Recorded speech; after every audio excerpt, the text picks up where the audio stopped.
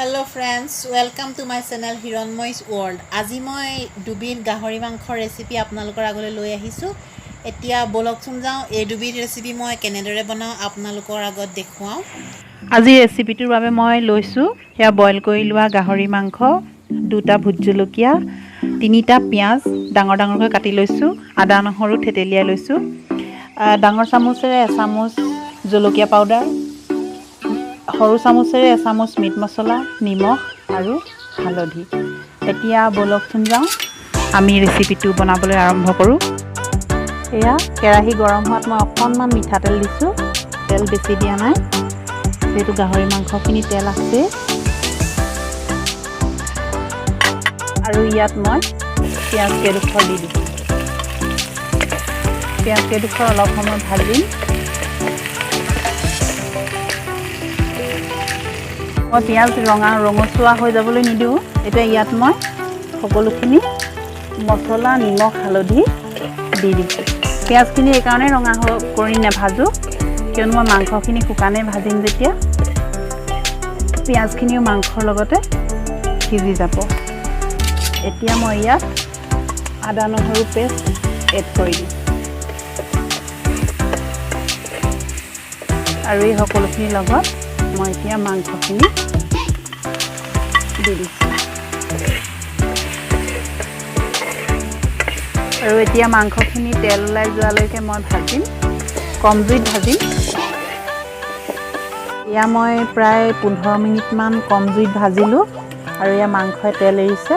এনেকৈ মই আৰু প্ৰায় 15 মিনিটমান, টোটেল আধা ঘণ্টা সময় ভজাৰ পাছত মই এই মাংস ভাজিকণ নমাই থ'ম। এয়া মোৰ মাংস ভজা নমাবৰ কাৰণে সাজু হৈ গ'ল। এয়া গাহৰি মাংস খাবৰ কাৰণে ৰেডি হৈ গ'ল। কালাৰটো ধুনীয়া হৈছে। আপোনালোকে বাৰু কেনেকুৱা দেখিছে কমেণ্টত ক'বচোন। আৰু মই অকণমান মাংস আছিলে এয়া, আৰু এই মাংসকণ এতিয়া মই একেটা কেৰাহীতে দি ইয়াক মই বইল কৰিম। এইখিনি দি ল'লোঁ আৰু মই ইয়াত এতিয়া খৰিচা দিম 2 চামুচমান। এয়া ঘৰৰে গাজৰ খৰিচা বনাই থোৱা আছে, পাহাৰীয়া নহয়। এতিয়া মই 2 চামুচ খৰিচা দিলোঁ আৰু এতিয়া মই এইখিনি বইল কৰিম। এতিয়া বলকচোন আপোনালোকক মই এইটো ভিডিঅ' বনাই দেখুৱাওঁ। মই কেৰাহীটো জুইত পাতি ইয়াত অলপমান হালধি,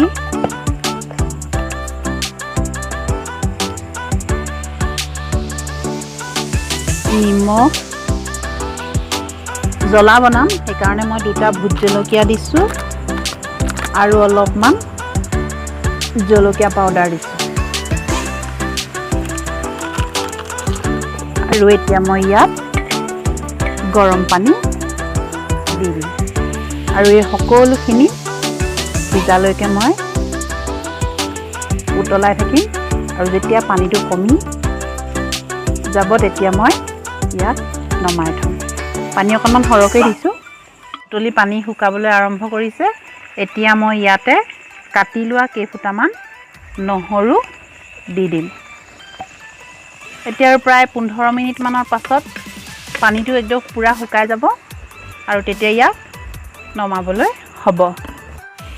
এয়া পানী শুকাই মাংসৰ পৰা তেল ওলালে আৰু আমি এতিয়া এয়া নমাই পৰিৱেশনৰ বাবে সাজু কৰিম।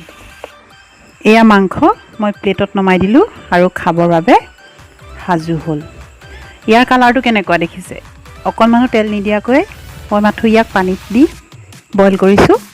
পানীত আপোনালোকে দেখিলেই মই সকলোবিলাক একেলগেই দিছোঁ আৰু পানী শুকুৱাই দি এনেকুৱা হ'ল। আৰু দেখিবলৈ নিশ্চয় ধুনীয়া হৈছে, খাবলৈও বহুত টেষ্টি হয়। আপোনালোকে যদি খোৱা নাই খাই চাবচোন। আৰু আজি মোৰ এই 2টা ৰেচিপি আপোনালোকে কেনেকুৱা পালে কমেণ্টত জনাব। আৰু যদি ভাল লাগিলে আপোনালোকেও খাই চাবচোন।